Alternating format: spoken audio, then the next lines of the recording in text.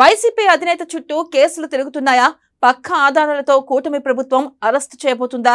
మళ్లీ బయటికి రాకుండా వరుస కేసుల లిస్ట్ రెడీ అయిందా? చంద్రబాబు అరెస్టుకు రివెంజ్ మరోలా ఉండబోతుందా? తమ్ముళ్లు డిమాండ్ కి మించి కేసులు ఉండబోతున్నాయా? అందుకే ముందస్తుగానే జగన్ పార్టీ బలోపేతంపై ఫోకస్ చేశారా? అసలు జగన్ పై కూటమి ప్రభుత్వం ఏం చేయబోతుంది? జగన్ ఏం చేస్తారు?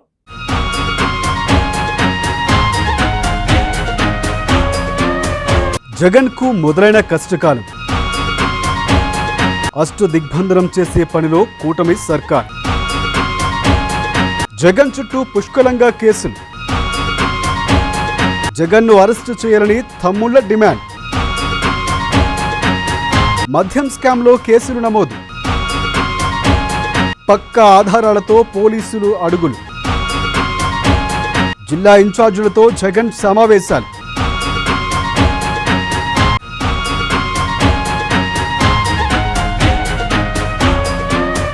వైసీపీ అధినేత జగన్ కు కష్టకాలం మొదలైందా అంటే అవుననే చెప్పవచ్చు. కూటమి ప్రభుత్వం ఏర్పాటై ఏడాది పూర్తి కావస్తుండడంతో ఇక జగన్ను అన్ని రకాలుగా అష్టదిగ్బంధనం చేసే పనిలో ఉన్నారు.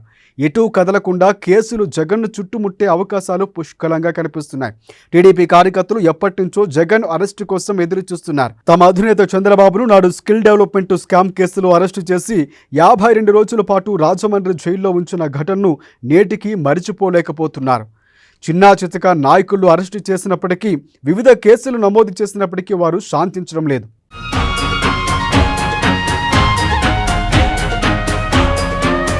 అసలు పెద్ద చేపను పట్టుకోవాలంటూ సోషల్ మీడియాలో తెలుగు తమ్ముళ్లు తెగ ఫైర్ అవుతున్నారు. దీంతో ఒక్కొక్క కేసు కూడా జగన్ మెడను చుట్టుకునే అవకాశాలున్నాయి. మద్యం స్కామ్ కేసులో కీలక నిందితులు ఇచ్చిన సమాచారంతో జగన్ పై కేసులు నమోదు చేసే అవకాశాలు కనిపిస్తున్నాయి.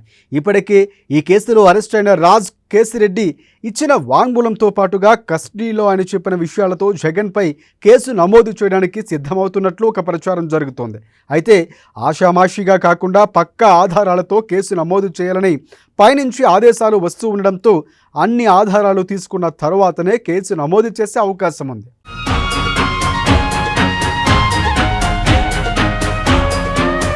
మరోవైపు గత ప్రభుత్వం హయాంలో జరిగిన ఇసుక దందాపై కూడా పోలీసులు ఆరా తీస్తున్నారు. ఇసుకతో పాటు పక్కా ఇళ్ల నిర్మాణంలో జరిగిన అవకతవకల్లో కూడా బయటకు తీస్తున్నారు.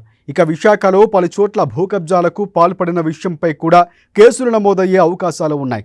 వాటన్నింటికీ సూత్రధారి జగన్ అని పోలీసు వర్గాలు అనుమానిస్తున్నాయి.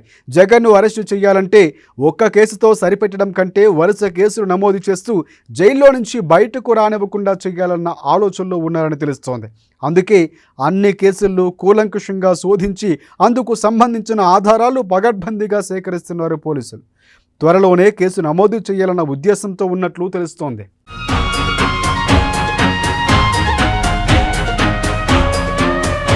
రాజధాని అమరావతి నిర్మాణ పనులు ప్రారంభమయ్యే వరకు వేచి ఉన్న పోలీసులు ఇప్పుడు కేసుల విషయంలో మరింత వేగం పెంచారు. లిక్కర్ స్కామ్తో పాటుగా శాండ్ స్కామ్, బియ్యం అక్రమ రవాణా, భూ కబ్జాలు ఇలా అన్ని వైపుల నుంచి కార్నర్ చేసేలా చూసుకుంటూ వెళ్తున్నారు. జగన్ను కూడా ఈ సంకేతాలు అందించడంతోనే ఇటీవల జరిగిన జిల్లా ఇన్ఛార్జీల సమావేశాల్లో ఫ్రీ హ్యాండ్ ఇచ్చేస్తున్నారట. వారి ముందు క్యాలెండర్ కూడా పెట్టారంటున్నారు. బూత్ లెవెల్లో నియామకాలు చేపట్టేందుకు కూడా డెడ్లైన్లు పెట్టారని, తాను బయట ఉండే అవకాశం లేదని తెలుసుకునే ఇలా జగన్ ఈ రకమైన డెసిషన్ తీసుకుంటున్నారని కూడా పార్టీ వర్గాలు చెబుతున్నాయి. చూడాలి మరి ఏం జరగబోతుందో.